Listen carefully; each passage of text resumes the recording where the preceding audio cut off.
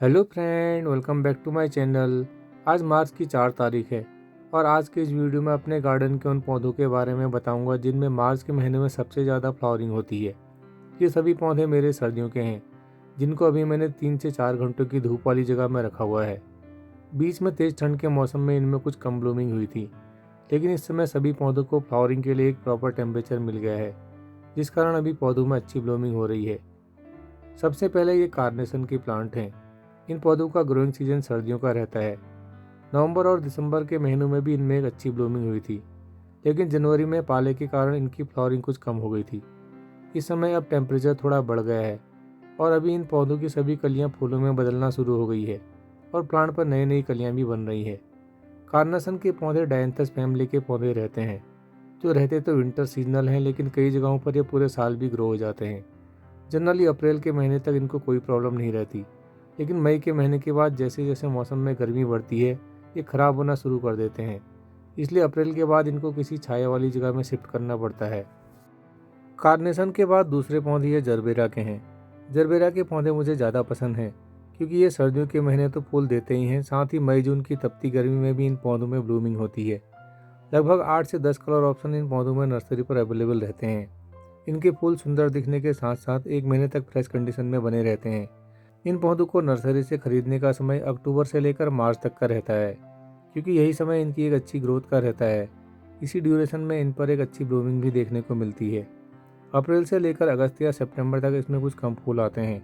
उस समय इनको छाया वाली जगह पर शिफ्ट करने के साथ साथ बारिश के पानी से भी बचाना पड़ता है।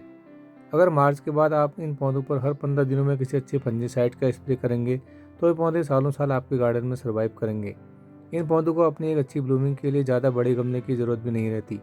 एक 8 से 10 इंच के गमलों में भी ये पौधे कई साल तक आसानी से ग्रो हो जाते हैं।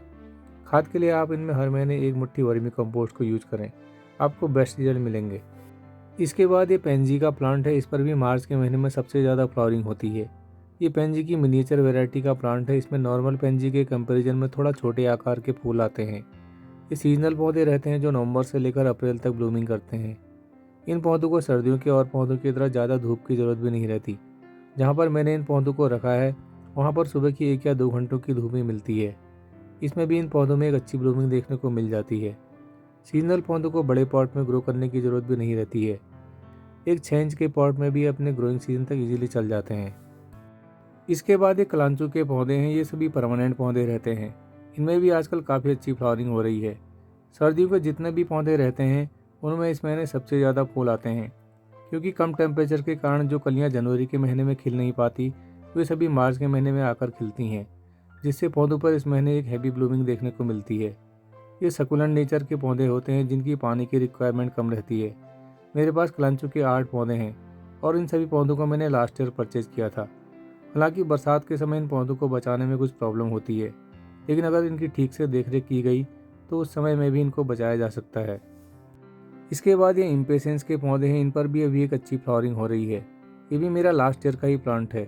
सकुलेंट प्लांट होने के कारण इसकी पानी की रिक्वायरमेंट भी कम ही रहती है।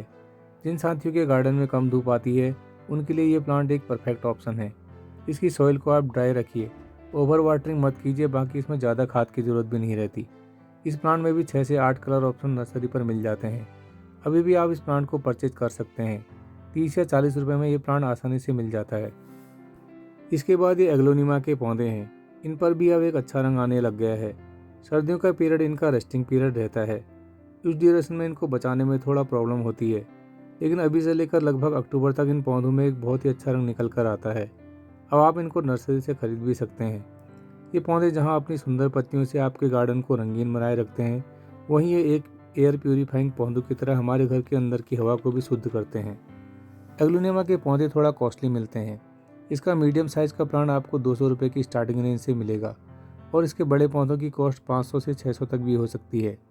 ये पौधे टिश्यू कल्चर टेक्निक से हाईटेक लैब में तैयार किए जाते हैं, इसलिए इनकी केयर थोड़ी डिफिकल्ट रहती है और ज़्यादातर साथियों के ये पौधे नर्सरी से लाने के बाद ख़राब हो जाते हैं।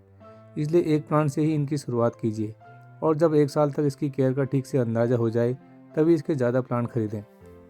इसके बाद ये हिबिस्कस या गुड़हल के पौधे हैं। इन पौधों का भी अब ग्रोइंग पीरियड स्टार्ट हो चुका है। मेरे इस प्लांट में आज ही 2 अलग अलग रंग के फूल खिले हैं। दिसंबर और जनवरी में हिबिस्कस के पौधों में कम ही फूल आते हैं, क्योंकि इस समय कम टेम्परेचर के कारण ये पौधे ग्रो नहीं कर पाते। लेकिन आजकल धूप के कारण इनमें भी ग्रोथ स्टार्ट हो चुकी है और इस समय गर्मियों के सभी पौधों में अब नई ग्रोथ दिखना शुरू हो गई है। ये गुड़हल की हाइब्रिड वैरायटी का प्लांट है। इसमें 1 फीट की ऊंचाई पर ही प्लांट पर फ्लावरिंग हो जाती है। इन हाइब्रिड पौधों में देसी वैरायटी के पौधों के कंपैरिजन में ज़्यादा बड़े आकार के फूल आते हैं। इन पौधों को ग्रो करने के लिए कोई ज़्यादा बड़े आकार के गमले की ज़रूरत भी नहीं रहती। एक 8 से 10 इंच के गमले में ये पौधे कई सालों तक ग्रो हो जाते हैं। इसके बाद ये सभी पौधे पिटूनिया के हैं। ये भी आजकल ज़्यादा क्वांटिटी में फ्लावरिंग करते हैं और एक छोटे से पॉट में ये इजीली ग्रो भी हो जाते हैं। इन सभी पौधों को मैंने 6 इंच के पॉट में ग्रो किया है। इनको जब से मैं नर्सरी से लेकर आया तब से लेकर मैंने कई वीडियो इन पौधों के आपके साथ शेयर किए थे।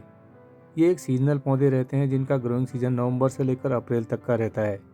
बीच में जनवरी के महीने जब कुछ दिन कोहरा था तो इन पौधों में फ्लावरिंग नहीं हुई थी, लेकिन इस समय तेज़ धूप निकल रही है जिस कारण इन पौधों में एक अच्छी ब्लूमिंग देखने को मिल रही है। सर्दियों के सीजनल पौधों में पिटूनिया के पौधे सबसे ज़्यादा फ्लावरिंग करते हैं और इसके एक ही प्लांट पर 15 से फूल एक साथ खिलते हैं। अभी ये अप्रैल के एंड तक और फ्लावरिंग करेंगे, लेकिन अप्रैल के बाद मई और जून के महीने जब ज़्यादा तेज़ धूप पड़ती है तो इन पौधों की लाइफ साइकिल एंड हो जाती है। अगर आपने इन पौधों को ग्रो किया है तो आप इनके स्पेंट फूलों को प्लांट पर से हटाते रहिए और इनको आजकल रोज़ पानी दीजिए, क्योंकि आजकल इनकी सॉइल बहुत जल्दी ड्राई होती है। नेक्स्ट ये डीमोरफोटी का इक्लोनिस का प्लांट है। इस प्लांट पर भी इस समय एक अच्छी ब्लूमिंग हो रही है। ये भी एक विंटर सीजनल प्लांट रहता है जिसका ग्रोइंग सीजन नवंबर से लेकर अप्रैल तक का रहता है। कुछ दिन पहले इस प्लांट की कंप्लीट केयर को लेकर भी एक वीडियो आपके साथ शेयर किया था। चैनल की प्लेलिस्ट में वो वीडियो आपको मिल जाएगा। इस पर भी अपने ग्रोइंग सीजन में एक ही प्लांट पर 50 से भी ज़्यादा फूल खिलते हैं और इन फूलों की पंखुड़ियाँ रात में बंद हो जाती हैं, जो सुबह के 9 बजे के आसपास फूल पूरी तरह खिल जाता है। इस प्लांट की जड़ें सॉइल में ज़्यादा अंदर तक जाती हैं, इसलिए आजकल इसकी पानी की रिक्वायरमेंट भी ज़्यादा रहती है। ये पौधा सर्दियों की दिन भर की धूप में ग्रो होने वाला पौधा है, इसलिए अभी आप इसको ऐसी जगह पर रखिए जहाँ पर इसे दिन भर में लगभग 6 घंटे की धूप मिल जाए। इसके बाद ये जिरेनियम का प्लांट है। ये प्लांट लगभग पूरा साल ही फ्लावरिंग करता है। हालांकि इसका ग्रोइंग सीजन सर्दियों का रहता है, फिर भी थोड़ा बहुत केयर करने पर ये लगभग साल के 12 महीने ही फ्लावरिंग करता है। बरसात के समय इसे थोड़ा ज़्यादा बारिश के पानी से बचाना पड़ता है, बाकी इसे कोई स्पेशल केयर की रिक्वायरमेंट नहीं रहती है। अक्टूबर से लेकर अप्रैल के महीने तक इस प्लांट पर ढेरों फूल आते हैं, क्योंकि इस समय ना तो ज़्यादा गर्मी रहती है और नहीं ज़्यादा ठंड। बहुत तेज़ गर्मी में इसको थोड़ा सेमी शेड वाली लोकेशन में शिफ्ट करना पड़ता है। इसके फ्लावर भी काफ़ी लॉन्ग लास्टिंग रहते हैं और एक बार खिलने के बाद इस प्लांट पर लगभग 1 महीने तक फ्रेश कंडीशन में बने रहते हैं। इनको ओवर वाटरिंग से प्रॉब्लम होती है। इसकी सॉइल को अगर ड्राई रखा जाए तो ये ज़्यादा अच्छी तरह ग्रो होते हैं। और फाइनली ये अजेलिया के पौधे हैं, जो एक परमानेंट पौधे हैं। एक बार अगर आपने इन पौधों को अपने गार्डन में जगह दे दी तो ये सालों साल आपके गार्डन में बने रहते हैं। ऐसा माना जाता है कि ये पौधे लीफ कंपोस्ट या पत्तियों की खाद में ही ग्रो होते हैं, लेकिन मैंने इन पौधों को वर्मी कंपोस्ट और कोकोपीट के मिक्सर में ग्रो किया है और मेरे कुछ पौधे तो पिछले 3 साल से इसी सॉइल में हैं। नर्सरी में आजकल ये पौधे कई रंगों में मिल जाएंगे। अभी भी आप इन पौधों को खरीद सकते हैं, लेकिन मार्च के बाद इन पौधों को ना खरीदें, क्योंकि गर्मी में ये फूल भी नहीं देते और इनको बचाना भी काफ़ी मुश्किल रहता है। तो फ्रेंड, ये थी कुछ पौधों की लिस्ट जो मार्च के महीने में सबसे ज़्यादा फ्लावरिंग करते हैं। आपने इन पौधों में से कौन कौन से पौधों को अपने गार्डन में ग्रो किया है और आपको इस वीडियो में दिखाए गए प्लांट में से कौन सा प्लांट सबसे अच्छा लगा, कमेंट करके बताइएगा। अभी के लिए बस इतना ही, फिर मिलते हैं किसी नई वीडियो में किसी नए टॉपिक के साथ। तब तक देखते रहिए gardening with RPJ. Thanks and happy gardening.